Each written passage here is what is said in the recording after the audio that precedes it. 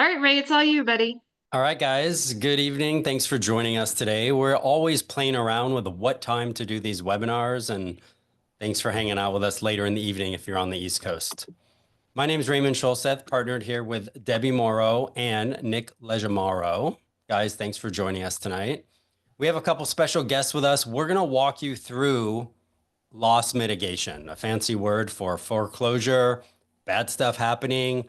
And ultimately, what we're going to try to do is give you our roadmap and some solutions to help clients that are in need. If this is your first time with us, thank you for joining us. We're going to drop a bunch of links here. We're going to drop a link to watch the replay in our school platform. We're going to drop a link to join our Facebook group. And then Nick dropped his direct information, which I tagged you all in here in the chat in case we need anything. With all that being said, Nick, I want to pass the mic to you, ask you to introduce yourself, and then we'll bring on Steve. And I know Antonio is here kind of co-piloting with us in the chat. Yeah, we had a thank you Raymond and Debbie both. Yeah, we had a pretty good. I mean, it's dinner time, depends on where you are. Some people are we live streaming this also, by the way? I can't remember if we are or not, but if not, the recordings will go out. We'll post them in all the community and stuff. And so I'm super excited because I've been in creative financing, creative deal structuring almost my entire real estate life and from a professional side. And this is super. What we try to do with 360 Agent IQ is really try to educate agents on things that are not traditionally taught, right? And things that you don't learn in real estate schools, things your brokers don't know or don't share with you. These are things that are super, super important for you guys to understand, whether you have somebody that's in need of assistance now or in the future. I can promise you, once you hear what Steve is going to talk about here on the call today, you will probably have something come across your desk within the next 2 weeks. I can promise you, just from the nature of everything that's going on. So I don't want to waste a lot of time on this. I put my information in the chat. We're going to have follow-up education stuff like inside the community on for the people that really need help on specific structuring or client help and whatnot. So we're going to make sure you get all that information. So just take notes. This will probably a fairly, I wanted to leave as much time to Q&A because that's where the true value comes in, because everybody's got a unique situation to them, but it's probably not as unique as you may think it is. And Steve, as he's going to share with you in just a second, has been doing this a very, very long time. And I really want Steve to point out a couple things as he goes along speaking. One, what's the difference between what we do as a loss mitigation company versus what people think happens on distressed properties, specifically short sales or whatever that might be, pre-foreclosures, loan modifications, stuff like that, and just how we can help them where other people may have failed in there. So without that, I want to introduce you to Steve. Steve, why don't you take the mic and tell us a little bit about yourself, and let's get right into it. Yeah, thanks, Nick. Appreciate it. Good to see everybody. My name's Steve Schiller. I've been working in the loan servicing, loan world, real estate world for now 25 years. I started with a servicer that did basically, we serviced the high LTV loans back in the early 2000s. You might have remembered Dan Marino. For those of you old enough, remember in the real estate, Dan Marino used to hawk them on TV about these high LTV loans. That's really where I cut my teeth. I learned how to service distressed assets. That was the first, 6-7 years of my career. And then I've worked at other servicing companies the first 15 years. And then the last 10, I've really worked in the real estate side, specializing in working with agents on the loss mitigation side.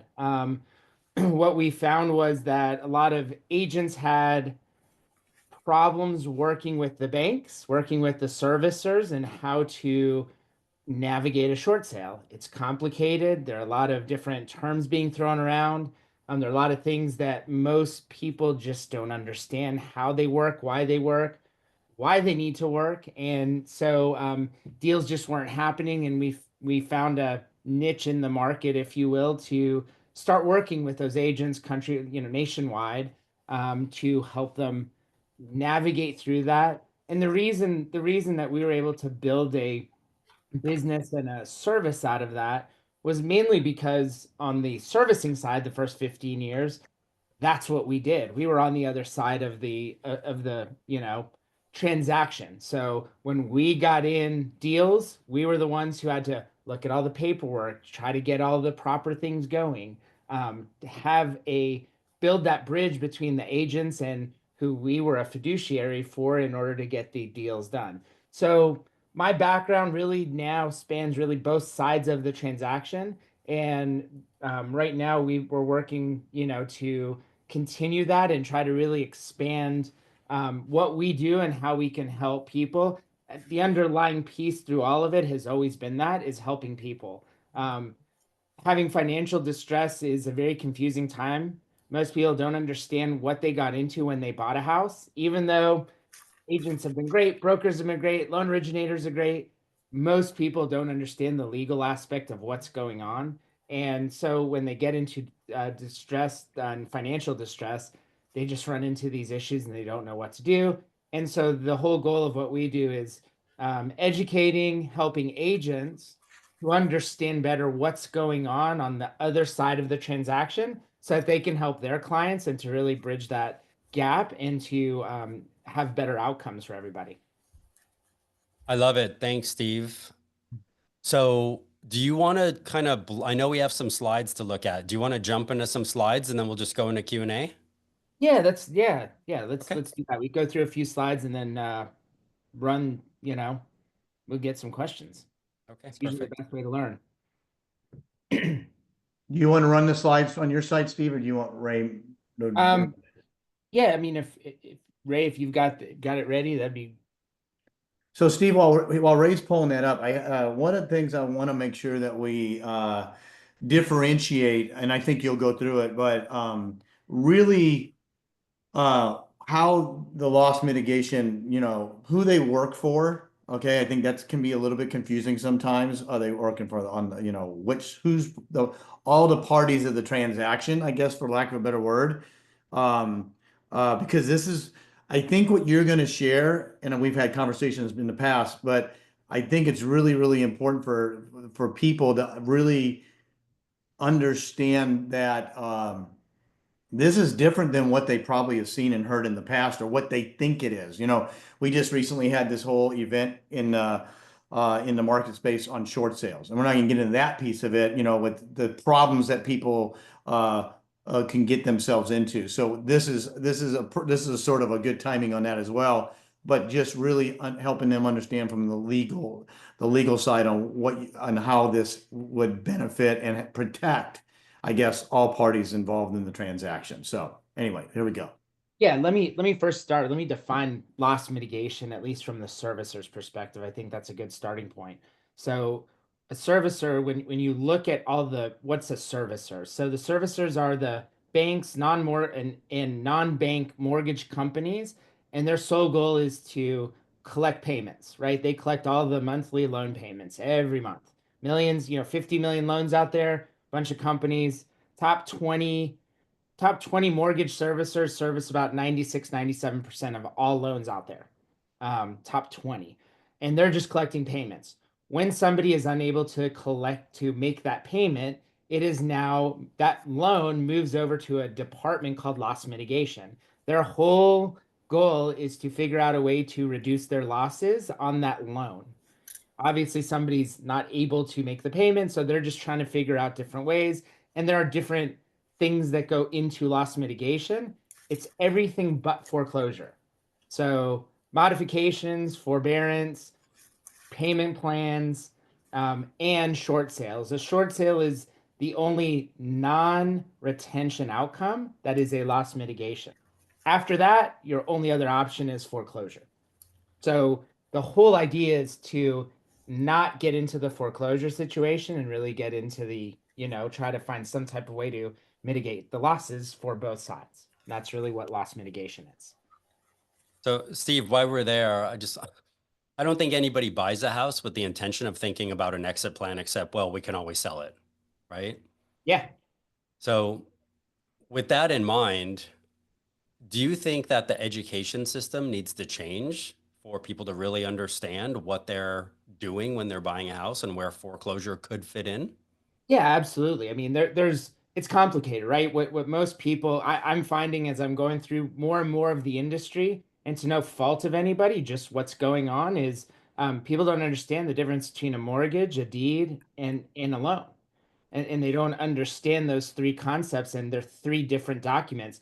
Everybody signs them when they buy a house, but they really have no idea what they're signing. I was just going through with one of my colleagues today that, what most people are, you sign a promissory note. Oh yeah, I'm signing the note and I'm gonna pay back the loan. Great. But most people don't realize it's a contract between two people, and that the mortgage company, one of the remedies is foreclosure. Their other remedy is they can sue you. They can sue you for breach of contract on your note. So it's not something that should be taken lightly. And originators don't go through it. People just don't talk about the seriousness of buying a house. So you're right. People don't think about defaulting, but you should understand what happens and what your remedies are. Okay. And with that said, before we get into the presentation, we're trying to stop foreclosure at all costs at the end of the day, because that is a very messy thing. We're not gonna have time to get into the reasons why a foreclosure is sort of like an open-ended Pandora's box for a lot of things. But what happens is that a lot of things a lot of properties go to foreclosure. I can't remember who it was just on auction.com. That is a foreclosure site, right? How many of those properties that were going to foreclosure with the right loss mitigation team supporting that transaction would never go to foreclosure? That's because this is where I see the tremendous opportunity. A lot of things go to foreclosure because the clock stops. Time is out. Game is over. Banks are tired. They can't do anything, and these things don't take an hour to get done. So this is where I think the opportunity is, that when we educate the community of agents to help sellers out of a distressed situation and be able to move that through a process quickly, this is where we can really add tremendous value to the community. Yeah, absolutely. Homeowners don't understand what their options are, so I think that's the good starting point. Um, that's part of what we do when we go through our process, and we go through the slides. We don't have to either way. We could send it out later. I go through some of them, but basically one of our process of part what we do is very first thing is what we call underwriting, right? We analyze what's going on with that homeowner. There are a lot of reasons why somebody's in distress, usually unsecured debt, there's judgments, there's multiple loans, whatever the case is. We try to understand what's going on. A lot of people feel that they just don't have any options, right? They might have enough money to pay off their mortgage, right? They have enough to pay off their loan, but they have delinquent taxes. They might have judgments held against them, IRS tax liens. There are a lot of different things that attach to the home as a lien. And so people just feel like they don't have any options. It's not true. They do have options. They have a lot of options. And that's, one of the things we try to help navigate. Same thing, some people have two loans. And when they have two loans, they're like, oh, I can pay off the first, can't pay off the second. I don't know what to do. I'm just going to let it go to foreclosure. Foreclosure is probably the worst option you have. Out of all the things you can work out, it is the worst option. It hurts your credit the most. It goes on your credit for 7 years. It's hard to get you can't borrow money again for almost 7 years. There are some other options, but really it's just the worst absolute option that you can take. And the earlier you take prevention methods on the loss mitigation, far better outcomes you can have that just don't have as many detrimental issues to your finances. So And our to that point, Steve, until I want to say, it's also the worst thing for the lender as well, oh right? yeah, absolutely. It is absolutely horrible for a lender because um, it just they banks are not in the real estate business, okay? They're in Right. the lending money business, okay? So the last thing they want to do is take it back REO, but they have to protect their investment, which is the money they lend. So they're trying to avoid it at all costs. So when somebody like Steve and his team comes in to mitigate, and he's dealing with the right team, this is why things get done. And Steve's going to show you that right now. Yeah, and when they're, once we figure out what's going on, we go back and we consult with everybody, right? Our business is mainly B2B, right? We're working with agents. So to your point earlier, we don't work with the homeowner directly. That's not really where our business is. A lot of reasons for it, but our main goal is to work with the agents, right? So we're working for the most part the listing agent, who in turn has been hired by the homeowner, and therefore when we kind of have that link of we're working for the agent to try to work through the short sale, right? Once it's identified that it's a short sale, and we try to have the best outcome of the situation. And then we work through that. Again, everybody else drives the transaction at the end of the day, right? I don't pick which deal to take, right? I don't pick whether somebody wants to sign the agreements. That's still all done by the homeowner. I'm just helping them once they've signed everything to mitigate through that. And that's really where our whole process comes in. The big thing for our process where we've where it helps everybody, where I think that we've really been able to make a big stride in the market has been understanding what the servicers are. Again, most mortgage servicers don't own the loans that they're servicing. They're just servicing it on behalf of somebody. So you might be familiar, FHA, VA, Fannie Mae, Freddie Mac. These are all loan investors or insurers that have guidelines that are put on top of what all of these servicers do. What that means is that those servicers have certain guidelines in how they process loss mitigation, what the rules are for modifications, forbearances, and short sales. That's where most of the link is dropped between an agent and the servicer is how do I bridge that gap to make sure that the sale, the short sale process matches what is going on for that specific loan investor. That's a really big thing in this. I can tell you right now that from based on our information, this is a relatively low short sale market over the last few years because of the equity. And I would say globally, servicers throw out, meaning they just flat out cannot do anything, about 10 short sales a day. 10 short sales a day are just completely denied because it's just not processed right. That's a significant amount. It's about 40 to 50% of everything they see. So I'm going to stop for a second. When you say that, give us an example of what that means. It means because an agent said, hey, they received some verbal notification from the seller that the bank was willing to do a short sale or something to that effect, and they start the process of the short sale, and like they probably didn't complete the paperwork correctly. They didn't do all the cross all the T's, Yeah. dots all the I's. Is that typically what Yeah, happens? so there are a lot of things, right? So first there's always you have to get authorization from the homeowner in order to talk to the bank. If you don't have authorization, they cannot talk to you. That's one of the things that's often missed. The second thing that's missed a lot is exactly what you said. Initials aren't signed on certain documents. Signatures aren't put in, and they come back and they say, "Hey, we need all these things." The third most common thing that happens is at the end, toward the end of the transaction, how they process it. And I'm not gonna give you all the ins and outs of what we do, but there are just pieces that are missed, liens, judgments, things like that, that are just not addressed at the appropriate time with the appropriate type of items that are needed for that investor. VA has a different set of rules than FHA and has a different set of rules than Fannie Mae and Freddie Mac, which has a different set of rules over private mortgage lenders. So there's just different rule set that you have to know when you're processing it, what you can and cannot do, what can and cannot be not what can and cannot be charged.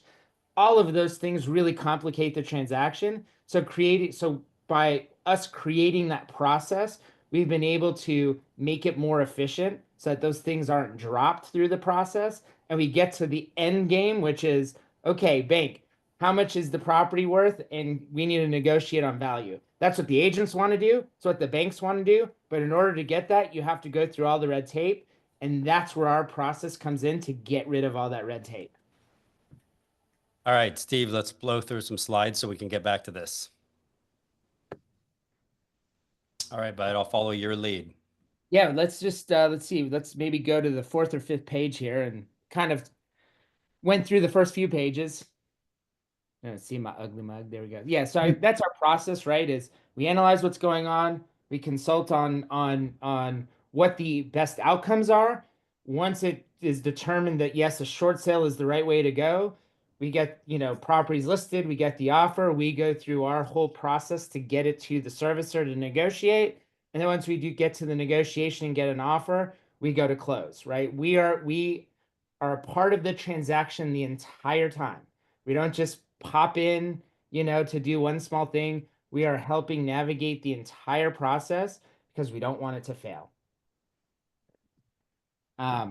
So this is a good slide to give you some ideas of what qualifies for a short sale. So any properties that are encumbered by one or more liens and anything that really exceeds their market value, the deals we typically look at are 300,000 or above. The main reason is just the type of work it is that we have to do when we start working on, liens, judgments, clearing up everything. We can look at properties that are lower value than that. The one thing is we would just have to take a look and make sure it makes sense. Some are really, really complicated. There's certain liens we can't negotiate. I can't negotiate real estate taxes, right? Cities, counties will not negotiate that. And I cannot negotiate child support liens. Those are two things I cannot negotiate out. Almost everything else we can negotiate through the transaction. Again, there are multiple loans, we're good. That's something we could do. It does complicate what's going on, but we can handle that. Anybody who's distressed, whether it's financial hardships, bankruptcies, foreclosures, anything that somebody just gets to the point where they can't afford making payments, that the earlier the better. We can work something out to make sure that they're get through the whole process. Um, and then the main thing for a short sale, obviously, is that the total of the liens are more than what the property is worth. Meaning, when you sell the property, it will not pay off all the liens. That's the definition of a short sale. And that's relative to the value of the property at the sale, right? Because a lot of there's the ARV, the after repair value, which is different than the fair market value today. And when you have stuff that comes into consideration, like a house floods or there's mold or some kind of remediation needs to be done, Right. that adjusts. And those are the types of things that really can drive the benefit of the loss mitigation side. Yep. Yep. Um, Next slide is we talked a lot about already. I think if you send that out, everybody can read more into it. Um, this next page 7 is gives you a little bit of a framework of what we do from our processing standpoint and how we get it through. Nothing really proprietary there, right? We get, basic data. We make sure we have all the proper documentation. We package everything together the way we know the banks are going to need it. We make sure we review and QC everything to make sure that when it goes in, it's complete. After that, we're going to the servicer, working with the servicer. We've got really good connections, having worked in the industry 25 years. So that helps a lot, being able to navigate within the servicers. Once the submission goes in, it's that negotiation. Some cases we have to counter a buyer. Other times it's just negotiating with the bank on certain items. And then basically at that point, we get the approval letter, and we work with title to close.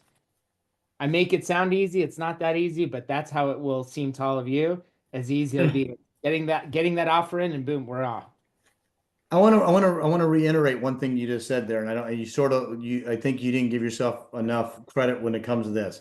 You work directly with the lenders and the servicers on a regular basis and done thousands and thousands of loss mitigations with some servicers and some lenders. Whereas anybody that might come in and try to do this on their own, for example, isn't going to have the street cred and the know, like, and trusting ability that you already have developed in the report you developed over the years of being in the business. That is a tremendous, tremendous piece of this whole equation that I think I don't want to make sure we don't lose sight of that. It really is the most important thing in my No, opinion. no, you're 100% right, and usually I bring it up and to put it into perspective, you know, if you have an agent who solely focuses on short sales, they're doing what, 2 a month, 3 a month, maybe if they're really, really busy. So they're doing, 30, 35 a year, right? We're doing that every month. So when the banks and more, So when when the banks hear from us, we're talking about 3, 4, 5, 6, 8 loans a month, 10 loans a month, 15 loans a month that they're servicing, whereas an agent might have one or two. So there's just a big difference when we're talking and saying, hey, let me talk to you about these 10, 15 loans versus one person coming in. The other part is, we do know how to get it there so that we make their lives efficient and make it fast, which always puts us to the top.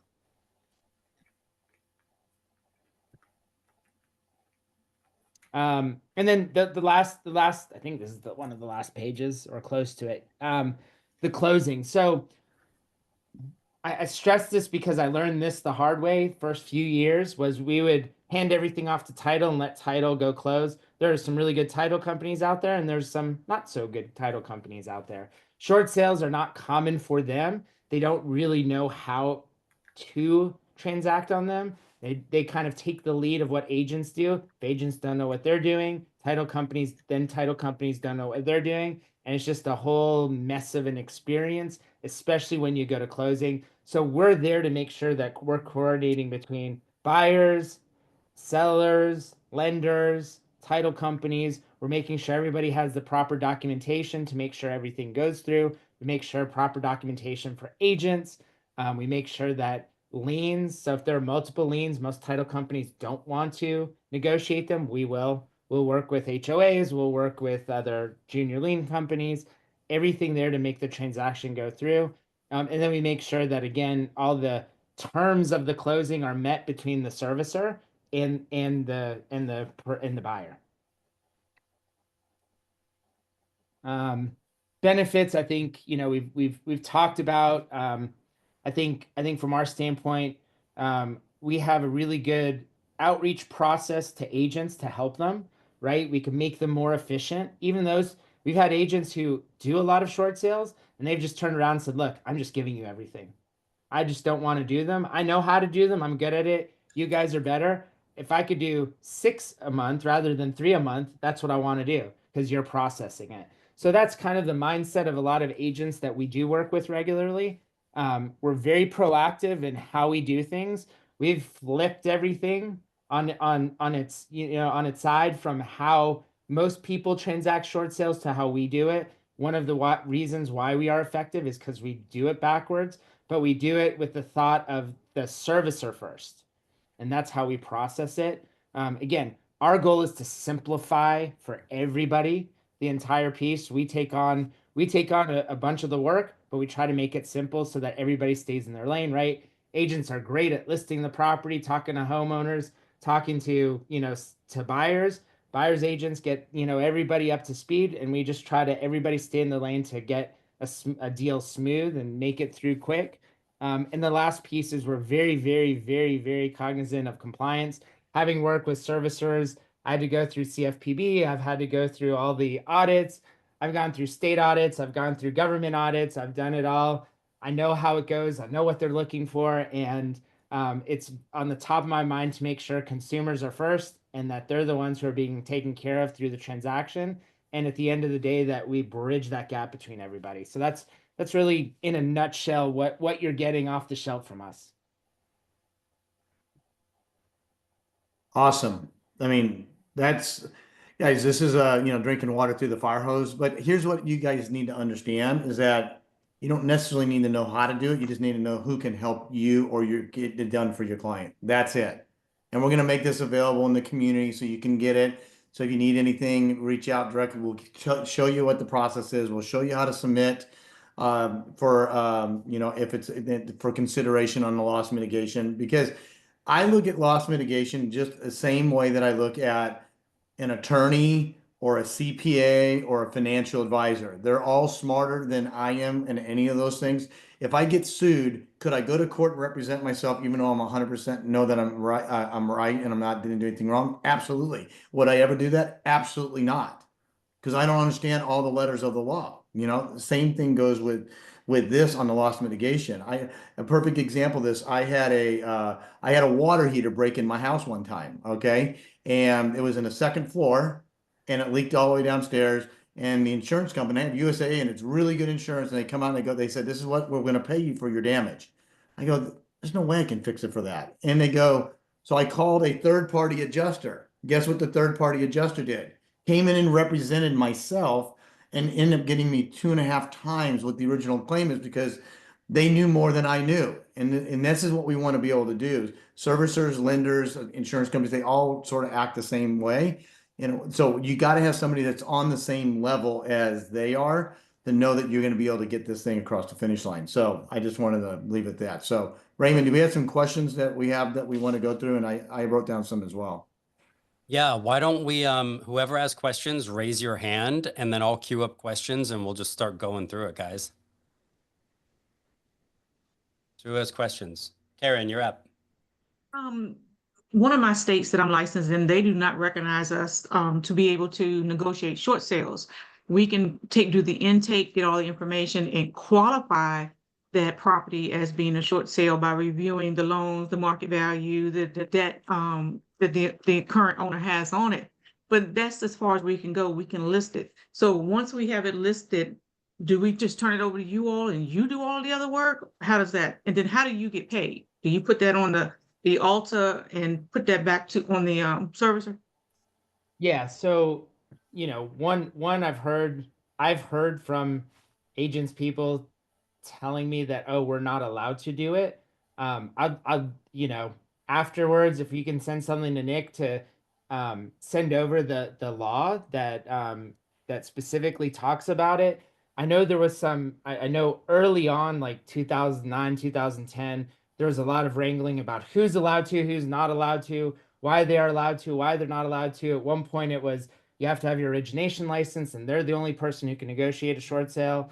Then it turned into, from what I last heard, was that, well, as long as you have your real estate license in any state, you are allowed to negotiate a short sale because you're not negotiating terms of anything. You're simply putting in an offer and you're getting an offer accepted. So if there's something different, I'd be happy to take a look at and see if we can address that specific. But to answer your question, yes, what we're essentially doing is we're hired as part of the transaction and we are paid. So we have we work with a broker, and so everything is done through a referral system. So we have just like an agent, who refers you a deal. This is the same way we have that referral, and we typically split the commission 2-2-2. So 2% to the listing agent, 2% to us, and then 2% to the buyer's agent.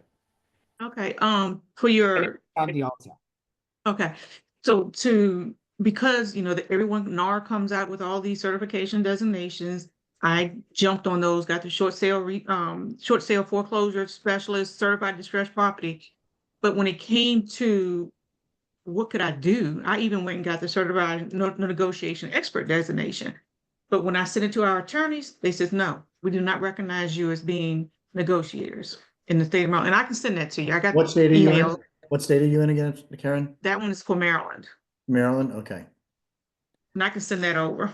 Yeah. Well, And- the good news is that we can. There's nothing you can't mitigate, any state you can't mitigate in, right, Steve? Yeah, I mean, there's the definitions. There were the main issue from a compliance standpoint really came down to how you were negotiating terms of a modification. So when there was a modification, those got into loan terms, changing of loan terms. That's where there was a lot of discussion about how do we license people to make sure that's done. I don't do loan modifications, number one, because of that. But number two is it's messy from the consumer getting involved side. So, I'm happy to refer somebody directly to their bank. Their bank is the servicer is the best person to help them on mods. But that's really it. As far as short sales, haven't really heard anything beyond you need to be licensed if you're licensed as an agent, that you have the right to do it. So, but yeah, we could take that offline. Okay, cool. Thank you. All right, so now we're going to get to the questions in the chat. So Josh asked, when presenting a short sale option to a seller, do you know if the Mortgage Debt Forgiveness and Relief Act is still in effect? Is the bank's loss on the short sale on an owner-occupied property still forgiven under the act? Yeah, I don't know if the act is still active. Changes that's something that I typically what we do is there's the way we describe it, which is the absolute truth, is when there's a short sale, you have a loss, right? It does create a 1099 situation of forgiveness of debt. Whether the bank decides to do it or not has nothing to do with anything I can negotiate, has nothing to do with the bank, the servicer, because that's an IRS thing, right? So when they forgive debt, they have to report to the IRS. How they all work and how they all manage is between all of them. Each circumstance is very different. So we always tell people is if that's a big concern of yours, then we suggest you go talk to a tax attorney or somebody who's going to be able to help you navigate that from a legal perspective. I can tell you, yes, there's going to be a forgiveness because you're shorting what you owe. You owe 200, you only paid them back 150. There's a $50,000 loss. How they treat that and what they're going to treat it to your specific situation, I can't really talk specifically to, but that's where a tax attorney would be best for them to handle. Okay, cool. What about a claim against the PMI or MIP policy? It will result in a claim, but that's more on the servicer side. It doesn't really affect the homeowner.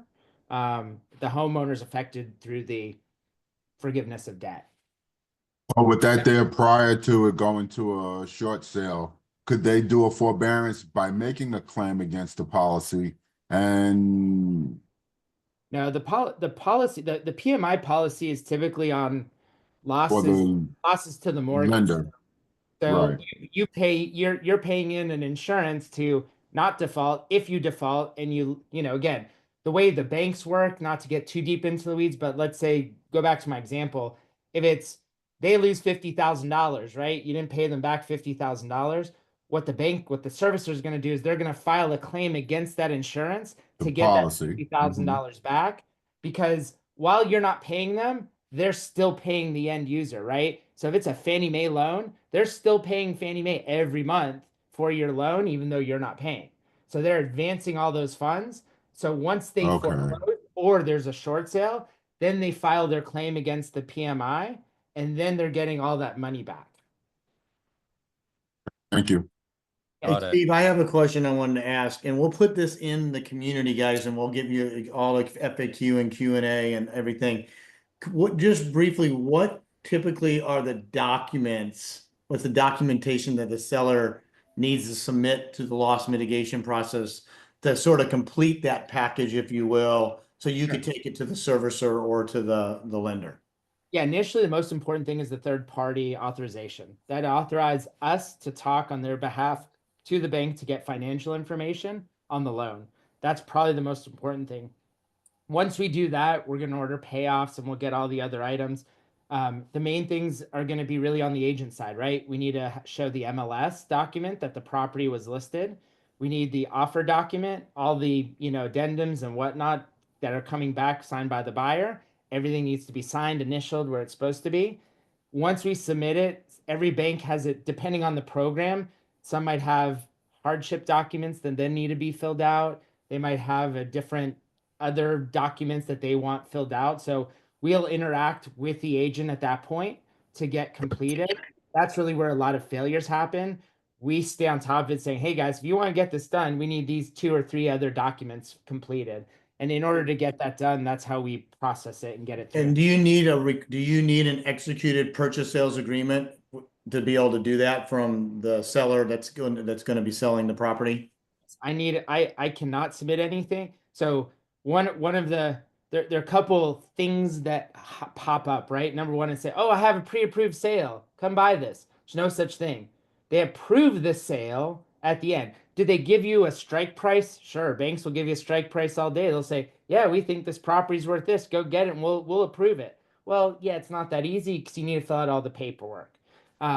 So that's number one. Number two is I have nothing to negotiate with a bank until I have that offer. They're not going to tell me what they're willing to take until they get that offer and look to see what the market value is. Now, Steve, do you do a BPO or do you accept just the comps from a real estate agent, or do you still do BPOs or AVMs, automated validation methods? Yeah, What's the great. requirement? Yeah, great question. As part of our analysis, we're doing some AVMs, and we're also getting BPOs from the agents we're working with. And then we have certain ways to validate that we know the as is value is right. Okay. It hasn't changed that much. Nope. I have a question, going back on the previous question. What changed from 2008 to today? Because you were saying something about getting for the IRS. In 2008, conventionals didn't have the cancellation or the forgiveness, and FHA did. Has that changed now? I don't think so unless something was enacted. They with COVID, there might have been something that popped up. I don't remember seeing anything. That's an IRS issue, not a real estate issue. So it's really a matter of whether the IRS decided to bypass that or not. And I don't keep up with that as much because legally I can't tell somebody whether it's going to affect them or not. So the more important piece for our standpoint is trying to help them not get into foreclosure. So they really need to talk to tax attorneys about that. Okay, and how do we approach when sellers are asking the question? How would you approach that for us to let them know how to tell them? Well, I think the first approach is letting them know that yes, if this is a short sale and we figured that out, there is going to be a forgiveness of debt. It's the same thing if you go through foreclosure. So whether the house gets sold at $150,000 through a short sale or $150,000 at a foreclosure, there's still a forgiveness of debt one way or the other, right? The reason that the short sale, in my opinion, is a better outcome is most short sales will sell for 96 to 97% of the as is value of that property. A foreclosure, if it's not bought third party, a third party purchase, kind of like a short sale, if it's not bought third party, on average, I think the last number I saw was that foreclosures are selling at 84 to 86 cents on the dollar. So there's a much bigger debt forgiveness going on through foreclosure, plus all the credit issues versus a short sale. Short sale allows them to control their destiny, control when they're leaving. It's a more graceful exit when they're trying to get out of the house, right? They're not being kicked out. They don't have the sheriff knocking on their door, kicking them out with all their stuff. They are literally choosing when they can leave, how they can leave. So it's just a much better, graceful exit. That's number one.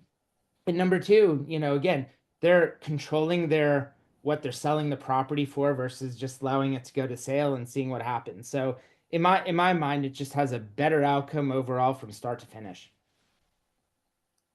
Love it. Hey guys, I want to go back to the chat real quick to make sure we get those. And Daryl, I saw your hand up. We'll get back to you. Samuel asked, is there a best practice to get in touch with the loss mitigation team at a loan company? Yeah, work with us. It's hard. It's not easy. Navigating the big servicers are just, so siloed. You get to customer service, you have to have the right documents and everything to get to the loss mit team. Some servicers have certain systems that you need to upload things to in order to talk to them. I'll be honest, we sometimes have trouble talking to them. And if it wasn't for the fact that we know managers and we know executives and we know who to call. I mean, there's one servicer that will remain unnamed, but we literally had to call the executive vice president over non-performing loans to have him certify that our third-party authorization was received, which is the most ridiculous thing in the world. But all of his staff members, nobody was answering us, so we had to go all the way up to the top, say, hey, can you just get somebody to answer us that you got our document? So it happens. It's hard. It's not easy all the time. Awesome. Thank you. And then Daryl asked, what about Medicare or Medicaid liens? So I don't see we see medical liens. It's not the most common thing. But yes, we can negotiate them. Again, it's challenging depending on the circumstance. hospital, hospital, Medicare, Medicaid, we've done it. But yeah, they're not as common as most people think. I don't, I have, in the last 10, 12 years, I think I've seen it on 2 deals out of 1,000 transactions. Okay, awesome. Let's see. Winnie asked, are you real estate agents or attorneys? You mentioned splitting commission 3 ways. In Texas, you would have to be a licensed realtor to be issued a commission. Yes. So we have a licensed broker that we work under. Okay. Brittany asked, have you worked with real estate investors purchasing off-market properties? Yes, that's part of the process we're working with right now with Reverse Flip and their team. And Nick, you could reach out to Nick. He can probably give you more information on that. But yes. Okay. And then Betty asked, and they may receive funds to relocate. I think that was Great supposed to be a question. Yeah, very good question. Yeah, so there are some programs that we get relocation. The key is the key point to that is relocation. They have to be living in the house in order to receive funds to relocate. The bank will send somebody out to the house. They are going to see if it's vacant or not vacant. They do that as part of their loss mitigation process. So it's not something you can say, well, yeah, I kind of live there sometimes. If that house is empty, they will know it's empty. They will not make that payment. But if you are there and legitimately there and you sign off that you're there, in certain circumstances, we can negotiate that and get that. Yeah. Okay, cool. Let's see. I have an agent on board and has multiple files to send. However, their brokerage realtor one will not allow the seller client to sign a QCD. What do you recommend? I'm not sure I understand that. SL. I'm not sure I understand that. SL, you want to chime in if you're here? Yeah, hey, sorry guys. The agent wants to send files. He actually sent in 5 that were all approved, 4 short sales and 1 reverse flip. He went to go get the documents from his sellers, but stopped by his compliance department first, and they're not okay with their client signing off a quitclaim deed to us to handle this process up front. Do we have any workaround with that or a strategy to use? That's sort of outside of loss mitigation. All I can say is a homeowner can do what they want to do with their deed. If they want to sell their deed, there's nobody who can tell them they can't sell their deed. It is I agree. a legal transferable item. I can understand if an agent doesn't want to work with the person who the quitclaim deed was deeded to, and they're trying to protect their territory and they don't want to work under they need certain documentation. That's fine, but they can't tell a client they can't do it. I mean, yeah, the agent loves it. It's the compliance that yeah, their compliance most likely doesn't understand what's going on, and Sure. there's probably like an addendum or something that they just need signed by the parties to make it compliant, and it's probably just something simple like that. They're just not communicating that properly. Okay, all right, thank you. So Yeah. just try to work with compliance before going the route of referrals. referrals. I would just find out exactly what they're looking for. You could work with the reverse flip team. They know what's going on. They have access to us, so we can always consult on it and figure out what we need and what specifically needed for that situation.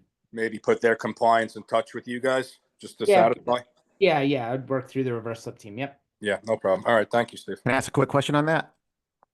Are you trying to, so you have an actual broker or realtor and the seller is wanting to give that broker a quitclaim deed? Am I hearing that correctly? The agent works for a brokerage. The agent is sending me deals, and then the agent got pushback from his brokerage when he went to go. I guess he had to get these documents approved before giving them to the client, and that's when it got kicked back today. And that was their answer. We don't. Yeah, We that's a don't- little bit different model because that's for an investor, that's the buyer and also doing the negotiation. This is when what we're talking about tonight specifically is when there's an agent that has a listing, the property is under or overvalued, and there's a purchase sales agreement that's coming in and they're trying to get the sale finalized. Two different things. So reach Right. out No, I get to- that. I just wanted to get really clear though. Let's say I'm an agent and you are the seller, and are you trying to give me a quitclaim deed, me the No, agent? not Okay, at all. It's a purchase sales agreement to buy from a buyer to buy the property.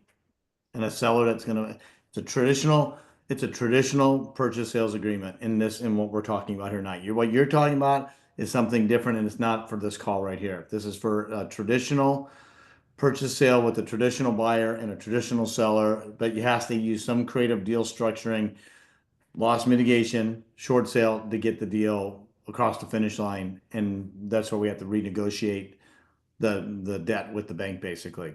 So, but we can talk about that. You just send us an information. We know what you're talking about, but I don't want to confuse the people that have these deals and distressed sellers that have a buyer and they don't know how to get the deal done. So that's what we want to make sure we take care of. So, but I'm happy to Okay. just send me a message. I'm happy to get you what you need. All right. Awesome, guys. Thank you. Okay. Josh, depending upon what the lender is offering for commission, does the buyer pay the spread in the 2-2-2 scenario? 2%, 2%, 2%? Yeah, it's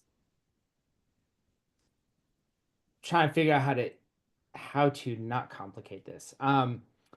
So in a short sale, it's really both, right? So you have the servicer, right? The lender who's paying, but also the borrower or the homeowner to some effect. So in other words, in a short sale, there's an amount and we take that amount and all the closing costs and all the commissions are paid out of that amount. So when that happens, that means that there's the net going to the servicer is lower because you typically have 6% commission plus about 3% closing costs. So about 91% of the offer amount that was accepted is what ends up going to the servicer. Well, that just lowers the amount that you pay off, which means you have more of a deficiency. So does the homeowner pay? Well, kind of, sort of through the forgiveness of debt process, but they're not physically paying out of their pocket. All the money on the commission comes out of the transaction.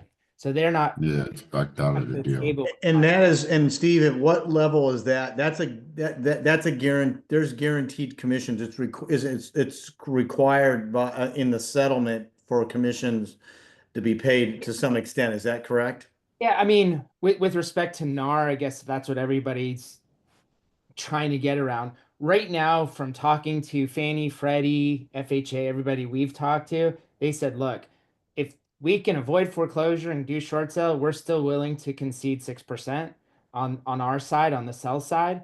We just want the deals done. We don't want foreclosures. We don't really care what happened with NAR between the buyer seller. So yes, if you're going to list the property and you're going to offer, the 2% or whatever to the buyer's agent, go for it. We're okay with paying that because it's the seller, not the homeowner, but the seller in that case is the servicer because they have to agree to the short sale and that out of the proceeds, the commissions are being paid.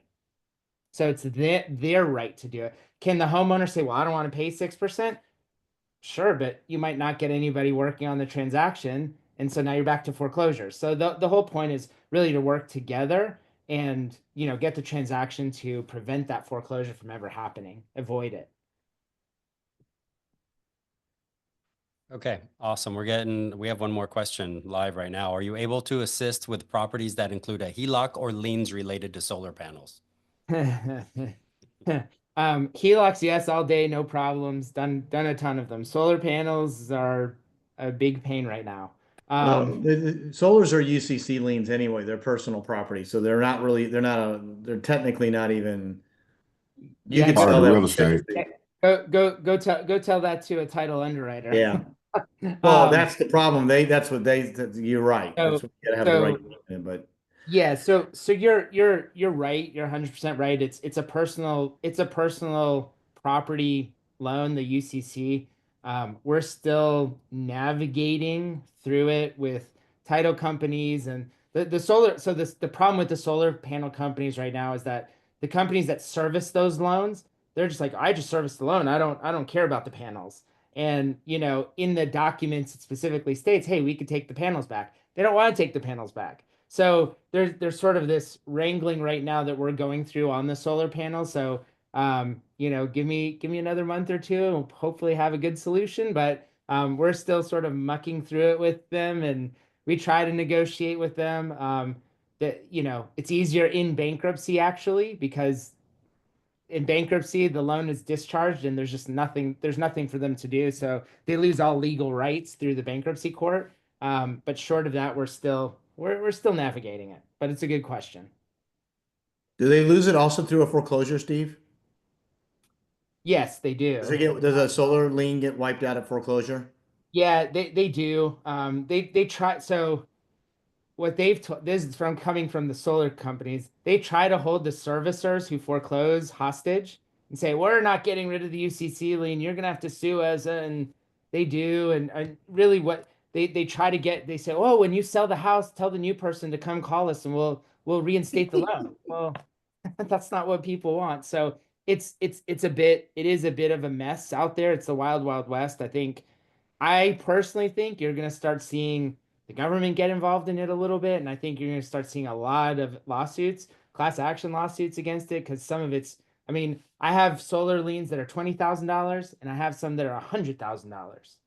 I couldn't tell you what the difference is and why, but it's a mess. I've had them on properties that shouldn't have had anything on the roof, let alone solar panels. So it's still a work in progress. It's an emerging market still. We'll get there. We'll get there. All right. Brittany asked, how far into the foreclosure process is a short sale too late? Awesome question. Really good question. I'm glad. Thanks, Brittany.